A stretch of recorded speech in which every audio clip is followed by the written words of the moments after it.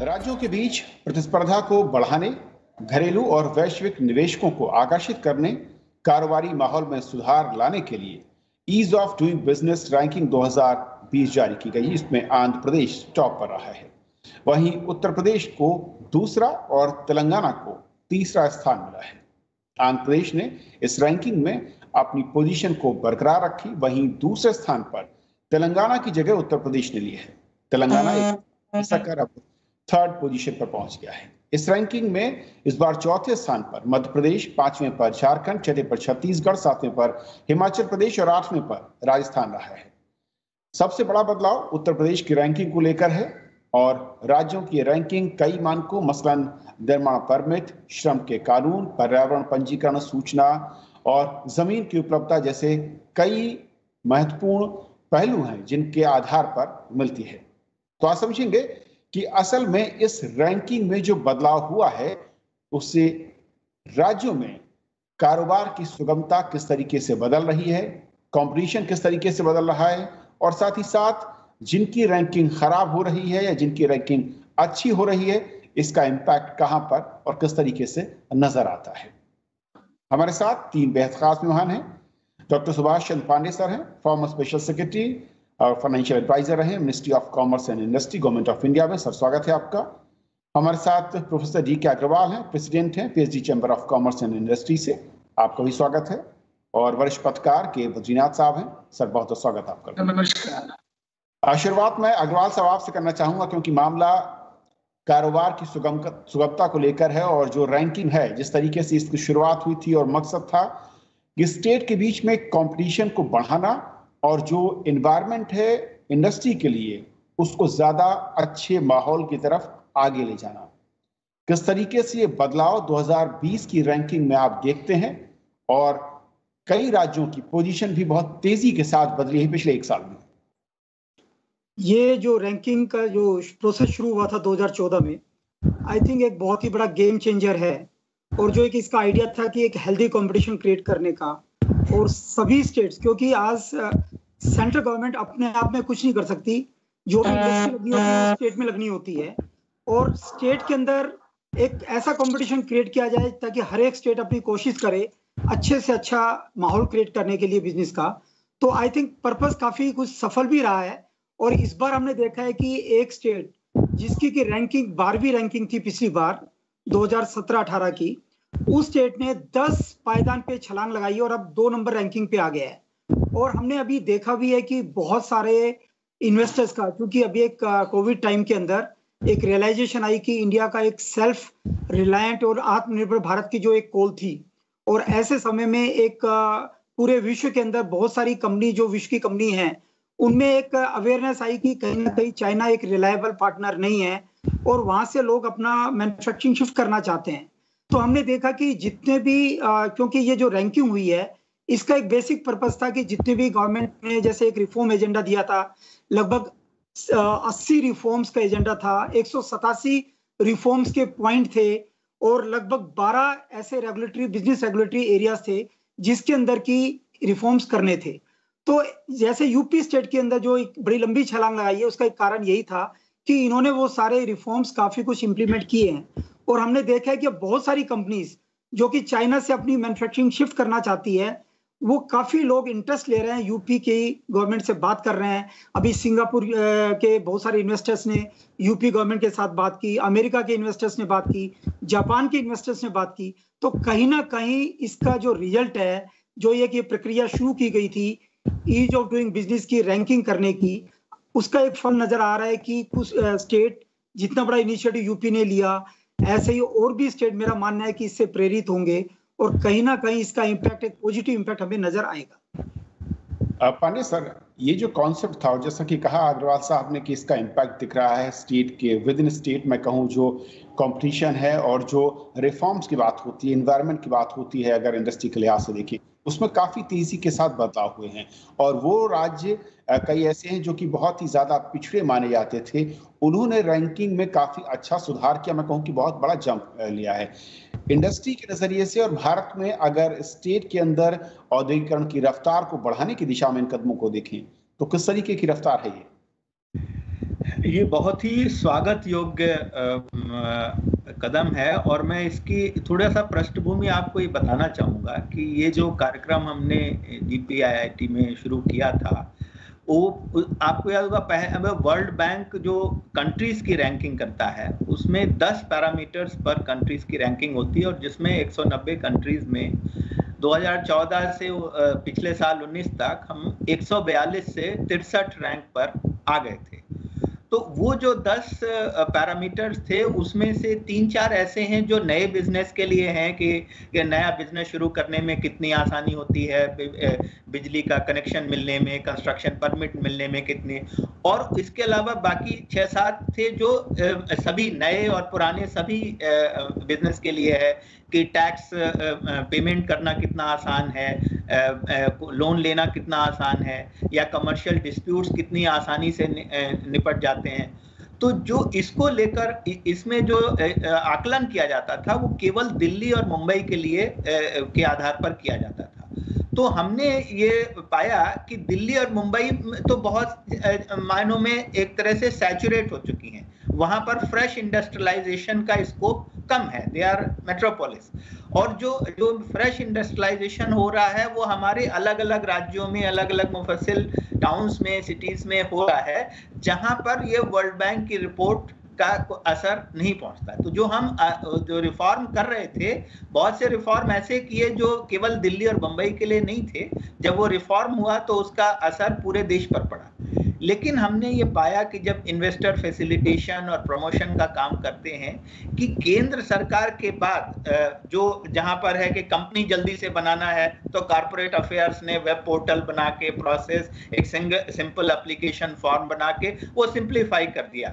लेकिन उसके बाद और जब स्टेप्स में जाते हैं आगे आगे, तो स्टेट गवर्नमेंट का, म्युनिसिपल बॉडीज का, उस स्तर पर इन्वेस्टर्स को कई तरह से वो जो हर स्तर पर झेलना होता है, तो वो कैसे निपटाएं। तो इसमें हमने ये सोचा कि कॉम्पिटिटिव फेडरलिज्म लाया जाए। तो एक जमाना था कि टैक्स का कंपटीशन होता था कि जब सेल्स टैक्स होता था कि हम इतना सेल्स टैक्स आपको दे देंगे, इतना 5 साल 10 साल का हॉलिडे दे देंगे। वो टैक्स कंपटीशन से फायदा नहीं होता था, जैसे ही वो टैक्स हॉलिडे खत्म होता था उसके बाद वो बोरिया बिस्तर बांध के निकलने थे। अभी उसके बाद सेल्स टैक्स से वैट और जीएसटी आने से वो कंपटीशन खत्म हो गया। अभी ये नया कंपटीशन है कि कौन कितना सुविधा दे सकता है नए बिजनेसमैन को और पुराने के लिए भी। तो ये जो हमारी जो है ये उन 10 पैरामीटर से कहीं ज्यादा व्यापक है, और इसमें करीब 12 क्षेत्रों में 180 रिफॉर्म एक्शन पॉइंट लास्ट में हमने 18-19 के एक्शन पॉइंट में लिए थे, जिन पर उसकी जांच होती है। और ये जांच होती है कि इसमें जो पॉइंट्स हैं रिफॉर्म के, वो स्टेट्स खुद आगे बढ़ के तय करते हैं कि हम ये करेंगे। हम सेंटर की तरफ से नहीं बताते कि आपको ये करना है, ये करना है। आप क्या कर सकते हैं, किसमें आप सहज हैं, आप अपना रिफॉर्म एक्शन प्रोग्राम लेकर आइए और उसको हम कंसल्टेटिव वे में एग्री करेंगे और फिर आपको जज करेंगे। जज कैसे करेंगे, ये नहीं कि हम अपना कोई मॉनिटर भेजें। जो बेनिफिशियरीज हैं, जो बिजनेस कम्युनिटी है, जो स्टेक होल्डर्स हैं, उनका फीडबैक की बेसिस पर होता है। तो ये जो अभी हुआ है बहुत बड़ी अभी यूपी के बारे में कहा कि एक बहुत बड़ी जंप ली है। तो उसका एक छोटा सा एक उदाहरण देना चाहूंगा कि उसमें जो किसी डेवलपमेंट अथॉरिटी के एरिया में कोई बिल्डिंग कंस्ट्रक्शन हुआ तो सबसे ज्यादा होता है कि कंप्लीशन सर्टिफिकेट मिलने में बहुत अड़चने आती हैं और उसमें महीनों सालों का एप्लीकेशन पड़ी रहती हैं, अलग अलग वजहों से कंप्लीशन सर्टिफिकेट नहीं है। अब यूपी गवर्नमेंट ने नोटिफिकेशन निकाल दिया कि अगर इतने वक्त में, टाइम लिमिट तय कर दी 15 दिन 33 में, अगर इसमें एप्लीकेशन तो वो डीम्ड अप्रूवल मान लिया जाएगा, कंप्लीशन डीम्ड मान लिया जाएगा। तो अब उसका जिम्मेदारी रेरा पर और दूसरे ऊपर होगा कि कैसे वो अलॉटीज को सारा और कंप्लायंस सुनिश्चित कराएं। लेकिन डेवलपमेंट अथॉरिटी ने अगर टाइम से वो नहीं दिया तो उसको डीम्ड। तो इस तरह के बहुत सारे जो स्टेट्स में कंपटीशन है कि सिंगल विंडो क्लियरेंस दिया जाए, डीम्ड दिया जाए, टाइम बाउंड अप्रूवल दिया जाए, इसकी वजह से ये संभव हो सका है और ये बड़ी अच्छी बात है। और हम लगातार देख रहे हैं कि पहले आंध्रा और तेलंगाना में neck to neck first position second position होता था, अब उसमें और भी स्टेट्स आगे आ रहे हैं। बद्री सर, क्योंकि जब बड़े स्टेट की बात आती है या जो डेवलप्ड स्टेट माने जाते हैं भारत के अंदर कहूँ, लेकिन ये जो रैंकिंग है जिस तरीके से मैं 3-4 साल की रैंकिंग को पीछे अगर देखते हैं, बहुत ज्यादा चेंज ओवर दिख रहा है। दमन दीव जैसे, उत्तराखंड जैसे जो छोटे राज्य हैं, मैं कहूँ कि यूटी हैं, वो बहुत अच्छा परफॉर्म करते नजर आ रहे हैं। जो कि बैकवर्ड स्टेट कहे जाते थे, यूपी जैसे राज्य, वो नंबर 2 पर पहुंच जाते हैं। तो यानी कि साफ तौर पर जो मकसद था इस रैंकिंग का वो पूरा होता नजर आ रहा है और इन राज्यों में इंडस्ट्री आनी शुरू हो रही है और जिस तरीके के रिफॉर्म्स की जरूरत थी उसके लिए सरकारों पर, इन राज्यों पर दबाव बढ़ा है। देखिए, देयर आर बहुत सारा फैक्टर्स है जिसमें रैंकिंग में बदलाव आने का इशू बन गया है। जैसे फॉर एग्जांपल उत्तर प्रदेश की बात आप अभी पांडे साहब बोल रहे थे, और आपने जो उत्तराखंड के बारे में भी जिक्र किया, झारखंड भी आगे बढ़ चुका है, और मध्य प्रदेश जहां the land mass is so huge और वहाँ वेरी फ्यू अर्बन सिटीज है, वहां भी वो फर्स्ट 5 रैंक्स में आ चुका है। इसका ये मतलब है कि इट इज नॉट ये जो ईज ऑफ डूइंग बिजनेस जो है मुंबई और दिल्ली को सीमित नहीं है। अब दूसरी बात है कि ये जो ईज ऑफ डूइंग बिजनेस का जो स्लोगन के साथ मोदी सरकार ने 2014-15 से शुरू किया है, मेरे ख्याल से कहीं ना कहीं वो स्टेट्स को भी कैच ऑन किया है, और कैच ऑन करके अब लास्ट ईयर तक आपको याद रहा होगा वर्ल्ड बैंकिंग इंडेक्स जो किया है, इन द 6 इयर्स भारत का तो बहुत अच्छा इंप्रूवमेंट हुआ है। 79 प्लेसेस इन 6 इयर्स, 6 साल में 79 प्लेसेस हम आगे बढ़ चुके हैं वर्ल्ड रैंकिंग में। अब स्टेट्स का बारी है कि ये रिफॉर्म्स को आगे ले जाके इंडियन बिजनेसेस और फॉरेन बिजनेसेस को आसानी से यहाँ अपना व्यवहार और अपना कारोबार करने का मौका देने का बात हुई है। हम एक छोटे से एग्जांपल देते हैं, ये रैंकिंग का क्या असर पड़ता है। अभी अभी एक जर्मन जूते का कंपनी था, वो चाइना से रिलोकेट करना चाहते थे। बहुत लोगों को लगा कि भाई कहीं सदर्न स्टेट्स में जाएगा जहां रैंकिंग बहुत अच्छा है, लेकिन वो आगरा के पास आके अपना कारोबार शुरू करना चाहते थे। मतलब ये है कि the so called backward states है, अब they are catching up with a lot of reform. ये एक इश्यू है।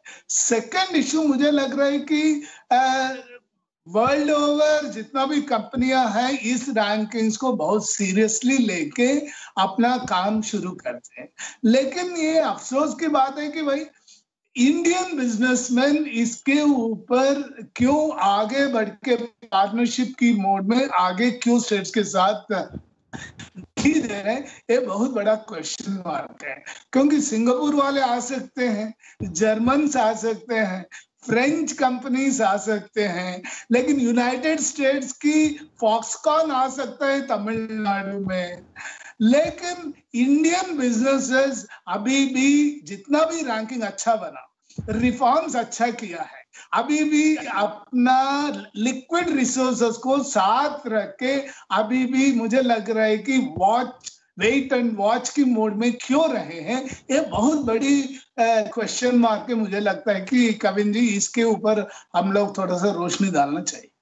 बिल्कुल, बहुत वैलिड पॉइंट आपने रेस किया और उसका जवाब अग्रवाल साहब देंगे। अग्रवाल साहब, जब और 2 महत्वपूर्ण चीजें दिखती हैं कि जब वर्ल्ड रैंकिंग में ईज ऑफ डूइंग बिजनेस में देखें भारत की जिस तरीके से उछाल आया रैंकिंग में, और जाहिर है कि जब विद इन स्टेट के बीच में कंपटीशन हो रहा है वहां पर रैंकिंग के काफी ज्यादा चेंज ओवर दिख रहा है, तो साफ तौर पर इसका इम्पैक्ट भारत की ओवरऑल रैंकिंग पर वर्ल्ड लेवल पर भी साफ तौर पर दिखने जा रहा है। लेकिन ये बहुत बद्री साहब ने कहा, अग्रवाल साहब, की जब फॉरेन कंपनियां, निवेशक भारत में स्टेट रैंकिंग को देखते हुए आ सकती हैं, तो फिर ऐसे में जो भारतीय कंपनियां हैं वो स्टेट के साथ टाई अप करके क्यों आगे बढ़ने से डर रही है? बद्री साहब ने एक बहुत अच्छा इशू रेज किया है, बट मैं ये बोलना चाहूंगा कि जो अभी तक इंडियन बिजनेसेस प्राइवेट इन्वेस्टमेंट जो अभी नहीं आ रहा था, उसका कारण कुछ और है। क्योंकि अभी हमारा जो पिछले 2 साल का अगर हम बात करें, इकोनॉमी के अंदर एक स्लो डाउन था, जो डिमांड है ओवरऑल डिमांड हमारी कम होती जा रही थी, जीडीपी ग्रोथ कम हो रही थी, और कहीं ना कहीं इवन हमारा जो एक्सपोर्ट मार्केट है वो बढ़ नहीं रहा था। और अब ये जो कोविड की सिचुएशन आई है, उसके बाद हालत और भी ज्यादा खराब है। कैपेसिटीज जो पहले एग्जिस्टिंग कैपेसिटीज थी, उनका ही यूटिलाइजेशन 65% से ज्यादा नहीं हो रहा था।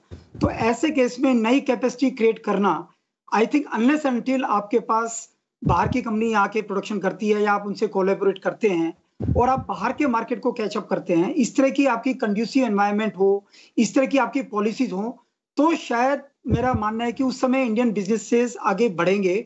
और अब वो समय आ भी गया है। जो हमारे प्राइम मिनिस्टर ने एक क्लैरियन कॉल दी है आत्मनिर्भर भारत बनने की, जिसमें उन्होंने बोला है कि हम अपनी पहले लोकल सप्लाई चेन को स्ट्रेंथन करें और उसके बाद हम पैसिव प्लेयर ना रहें, हमें एक्टिव प्लेयर बनना है, जो ग्लोबल सप्लाई चेन है उसका हिस्सा बनने हैं। और उन्होंने ग्लोबल इवन सभी कंट्री से भी अपील की है कि हम it is not the cost, बल्कि ये एक ट्रस्ट है जो कि ज्यादा इंपॉर्टेंट है। और हमने देखा भी है कि कोविड के टाइम में कैसे किसी एक कंट्री की अनरिलायबिलिटी की वजह से पूरी ग्लोबल सप्लाई चेन डिस्टर्ब हुई। तो ये बहुत बड़ा क्लियर मैसेज है कि अब हमें अपनी लोकल सप्लाई चेन को स्ट्रॉन्ग करना है और हमें ग्लोबल सप्लाई चेन के साथ इंटीग्रेट करना है। और इस सब को करने के लिए हमें इंडिया को मैन्युफैक्चरिंग फैक्ट्री बनाना है वर्ल्ड की, और हमें यहाँ पर जितने भी इंफ्रास्ट्रक्चर हो, चाहे वो कंड्यूसिव एनवायरनमेंट हो, चाहे वो ईज ऑफ डूइंग बिजनेस हो, चाहे वो कॉस्ट ऑफ डूइंग बिजनेस हो। देखिए, मैं ये बोलना चाहूंगा कि ईज ऑफ डूइंग बिजनेस और कॉस्ट ऑफ डूइंग बिजनेस, ये दोनों बहुत ही कंपल्सरी इंग्रेडिएंट है अब हमें यहाँ अपने मैन्युफैक्चरिंग सेक्टर बढ़ाने के लिए, या हमें इंडिया को मैन्युफैक्चरिंग बेस बनाने के लिए। जैसे मैं बोलता हूँ कि कॉस्ट ऑफ डूइंग बिजनेस, आज अगर हमारी कंप्लायंसेस की कॉस्ट ज्यादा है, कहीं ना कहीं अगर ईज ऑफ डूइंग बिजनेस होगा, कंप्लायंसेस की कॉस्ट कम होगी, ऑटोमेटिकली हमारी कंप्लायंसेस कॉस्ट कम आ जाएगी। लैंड अगर बैंक सभी स्टेट के पास एक लैंड बैंक क्रिएट करते हैं और एलोकेशन फास्ट होती है और उसकी कॉस्ट कम होती है, ऑटोमेटिकली कॉस्ट ऑफ लैंड कम आ जाएगी। लेबर रेगुलेशन ईज आउट होते हैं, लेबर रेगुलेशन फ्लेक्सिबल होते हैं, कॉस्ट ऑफ लेबर हमारी कम आएगी क्योंकि प्रोडक्टिविटी बढ़ेगी। ऐसे ही cost of power, cost of logistics, ये अगर हम कम करते हैं तो मेरा मानना है कि इंडियन बिजनेसमैन तो आएंगे ही आएंगे आगे, और बाहर के बहुत सारे बिजनेसमैन, बहुत सारी इंडस्ट्री जो कि बहुत सारी कंपनी जो कि आज चाइना से कहीं और मूव करना चाहते हैं और एक अच्छा डेस्टिनेशन देख रहे हैं। और इंडिया के पास आज मेरा मानना है, जब से ये आत्मनिर्भर अभियान की बात हुई है, इंडिया को आत्मनिर्भर बनाने की बात की, और जितने रिफॉर्म्स हम कर रहे हैं और जो एक एजेंडा गवर्नमेंट ने लिया है, मेरा ऐसा विश्वास है कि बहुत सारा इन्वेस्टमेंट इंडिया के अंदर आएगा और इंडियन बिजनेसमैन भी और बाहर के बिजनेसमैन भी दोनों स्टेट्स में जाएंगे। Badri sir, Yes, I have big questions because जैसे हम चाइना से जब बाहर आते हैं, वो भारत में आ रहे हैं, या they might be looking at Philippines or Vietnam, but my basic सवाल ये है कि भाई जितनी बड़े मात्रा में जो भारत का बिजनेसेस इसमें जुड़ना चाहिए, ये नहीं हो रहा है। दूसरी बात ये भी है, एक्सेस कैपेसिटीज के बारे में जब हम लोग बात करते हैं, excess capacities is an issue for both Indian businessman as well as international investors. ये नहीं है कि भारत के लिए डिमांड सप्लाई अलग है और वर्ल्ड के लिए अलग है, ये चीज नहीं है। क्योंकि आजकल इंडियन बिजनेसमैन सिर्फ भारत के मार्केट्स की तरफ ही नहीं देख रहे हैं, वर्ल्ड मार्केट्स की तरफ भी देख रहे हैं। मान लीजिए बाहर डिमांड नहीं है तो फॉरेन इन्वेस्टर्स यहाँ कैसे शॉप सेटअप करेंगे? मतलब ये है कि भाई मेरे कहीं ना कहीं मुझे लग रहा है कि इंडियन बिजनेसेस जितना आगे आके अपना कंजर्वेटिव अप्रोच छोड़ के अग्रेसिवली इन्वेस्ट करके वर्ल्ड मार्केट्स को अपना गुड्स के साथ ले जाना है, सर्विसेज के साथ ले जाना है, ये नहीं हो रहा है। मैं अभी कोविड के बारे में नहीं बोल रहा हूँ, कोविड के समय में तो सब लोगों का ऐसे इश्यू हुआ है, लेकिन मेरा सवाल यह है कि कोविड के पहले, कोविड के बाद, जो पोस्ट कोविड की वर्ल्ड ऑर्डर में, इकोनॉमिक ऑर्डर में इंडियन बिजनेसेस का कितना बड़ा भूमिका हो सकता है, ये सोचने वाली बात। राइट पांडे सर, मैं एक संक्षिप्त में, हाँ बताइए आप कुछ है। नहीं, जो बद्री सर कह रहे थे मैं उसी के साथ जोड़ना चाह रहा था कि ये इसलिए भी जरूरी है कि जब आपके जो अपने बिजनेस हाउसेज हैं, आपकी जो बिजनेस कम्युनिटी है, अगर वो उन स्टेट पर भरोसा नहीं जता रही है तो बाहर के जो लोग भरोसा जता रहे हैं वो लंबे समय तक टिकेंगे, इस पर खतरा मंडराएगा। नहीं, मेरे ख्याल से इसमें इशू अलग है। ये एक कड़वी सच्चाई है कि नए इन्वेस्टर के लिए और पुराने इन्वेस्टर के लिए कंसिडरेशंस बिल्कुल अलग होते हैं। नए इन्वेस्टर के में कोई बेड़ियां नहीं पड़ी हैं। जो पुराना इन्वेस्टर है वो किसी जगह फंसा हुआ है, अगर उसकी अपनी कैपेसिटी नहीं यूटिलाइज हो रही है, अगर उसके पास हाई कॉस्ट पुराने लोन्स का बर्डन है, अगर वो रिजोल्यूशन फेस कर रहा है, अगर वो हाई टैक्सेशन फेस कर रहा है, तो जो इंसेंटिव है, जैसे अब आपने न्यू मैन्युफैक्चरिंग के लिए कॉर्पोरेशन टैक्स कम है, तो उसकी तुलना पुराने उससे नहीं कर सकते, दैट इज नॉट वे। तो जो बर्डन है एग्जिस्टिंग कैपेसिटी यूटिलाइजेशन है, हमारी जो प्रोसेसिंग इंडस्ट्रीज हैं बहुत सारे एनवायरमेंटल रेगुलेशंस की वजह से बंद हैं, तो वो ऐसी चीजें हैं जो उनके वो कंट्रोल से बाहर हैं। लॉजिस्टिक्स कॉस्ट वगैरह वो नए और पुराने सबके लिए होगा। तो सबसे बड़ी बात यह है कि नया जो आएगा हो सकता है वो सफल हो जाए और एक पुराने की कॉस्ट पर सफल हो। जब कोई सफल होगा तो कोई असफल भी होगा, कोई फेल भी होगा, और ये बिजनेस में चलता है। ये कड़वी सच्चाई है जो हर क्षेत्र में आप देखिए, जो नए प्लेयर्स आते हैं वो नया इन्वेस्टमेंट, नई टेक्नोलॉजी, नया लाते हैं, तो उसमें कहीं ना कहीं कोई पुराना जो है जो उस दौड़ में पीछे रह जाता है उसको एग्जिट करना पड़ता है। Let us face it, that is the reality. Sir, एक जो महत्वपूर्ण पॉइंट मैं चाहूंगा चर्चा के आखिर में कि असल में जिस तरीके से ये रैंकिंग में बदलाव हो रहा है, जो पोटेंशियल दिख रहा है, अगर मैं उस पोटेंशियल को स्टेट के देखूं, चाहे वो छोटे हो या पिछड़े हो, उन्होंने दिखाया है कि बदलाव के साथ वो इस रैंकिंग में भी टॉप पर जा सकते हैं और साथ ही साथ अट्रैक्ट कर सकते हैं नई इंडस्ट्री। इसके आगे के कदम क्या होने चाहिए उन राज्यों के लिए जो कि छोटे राज्य हैं या जहां पर रिसोर्सेज कम है, पोटेंशियल लेकिन काफी ज्यादा है? पांडे सर जी, नहीं, ऐसा है कि उन राज्यों के लिए हमने डिस्ट्रिक्ट लेवल पर भी आइडेंटिफाई करने की कोशिश की है, और वन डिस्ट्रिक्ट वन इंडस्ट्री और एक्सपोर्ट हब्स, इस तरह से इस स्टेट के नीचे ले जाकर हम ये कोशिश कर रहे हैं कि जो हमारा जो बिजनेस इकोसिस्टम है, आपको पता है कि उसमें एक बड़ी तादाद है एमएसएमई एंटरप्राइजेस की, छोटे और मझोले उद्योगों, तो उनको कैसे कनेक्ट करें डोमेस्टिक मार्केट से, इंटरनेशनल मार्केट से, वो एक बड़ा इनेबलर होगा, सिस्टम इनेबलर होगा। उस पर अभी काम चल रहा है, और जब वो सफल होगा तो हम देखेंगे कि बहुत बड़ा परिवर्तन आने वाला है। तो जहां रॉ मटेरियल की सप्लाई बहुत से पहले बहुत सारी इंडस्ट्रीज ऐसी जगह पर इस्टेब्लिश हुई हैं जहां लोकेशनल एडवांटेज नहीं था, किसी स्ट्रेटेजिक रीजन की वजह से वो किया गया था,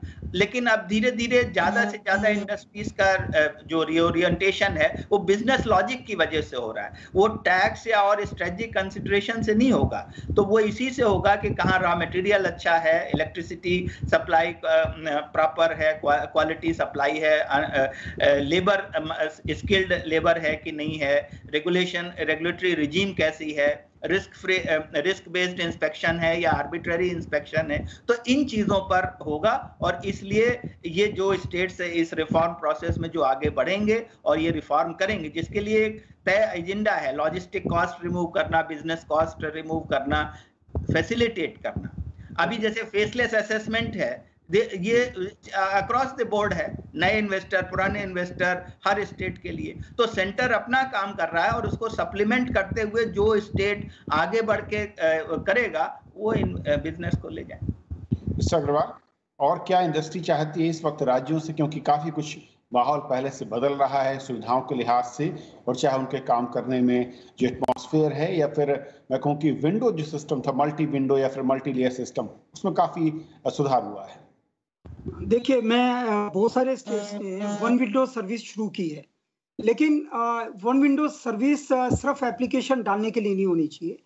अगर आपका जैसे टाइम बाउंड उसका क्लियरेंस नहीं होता, एक ऐसा सिस्टम होना चाहिए कि अगर आपकी एक महीने के अंदर या 40 डेज, 45 डेज एक टाइम लिमिट करके अगर आपकी परमिशन नहीं आती तो it should be A deemed permission. एक तो ये प्रोविजन होना चाहिए। दूसरा, मेरा मानना है कि जैसे स्टेट के अंदर अभी हमने ये कंपटीशन किया ईज ऑफ डूइंग बिजनेस का, ऐसे ही ये हर एक स्टेट को अपने फर्दर ये डिस्ट्रिक्ट वाइज रैंकिंग करनी चाहिए।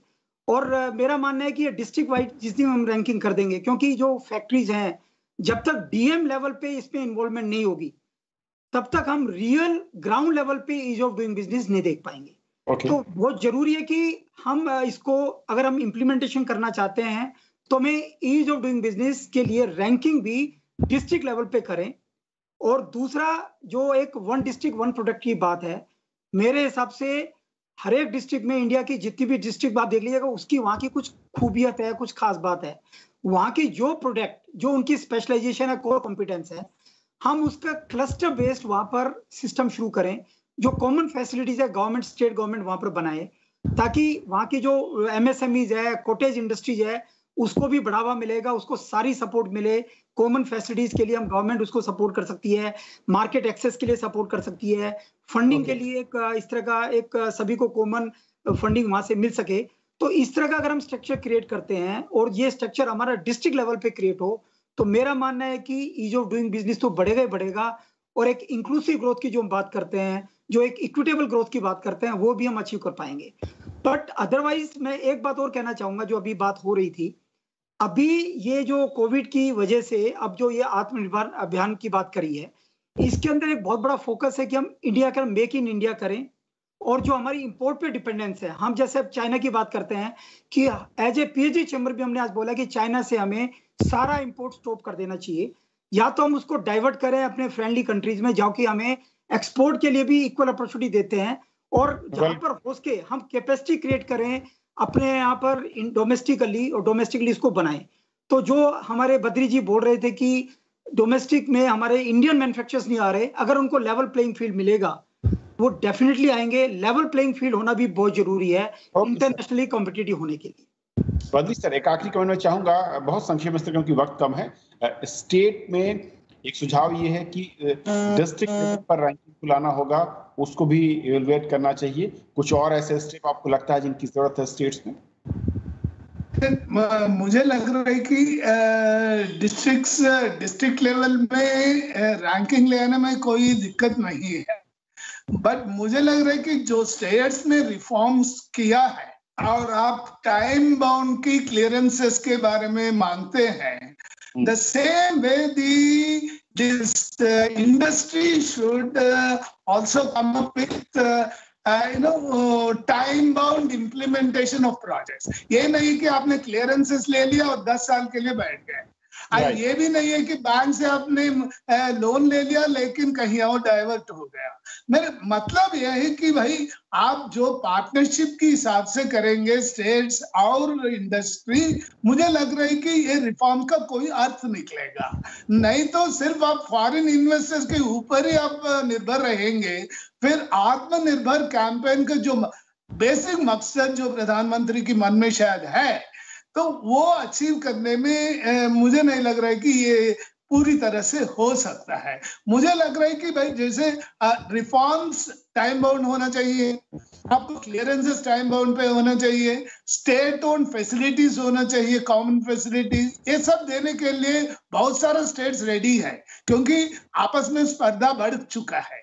लेकिन स्पर्धा के बाद अब मान लीजिए कि डोमेस्टिक इन्वेस्टर्स आगे नहीं आएंगे, फिर कहीं ना कहीं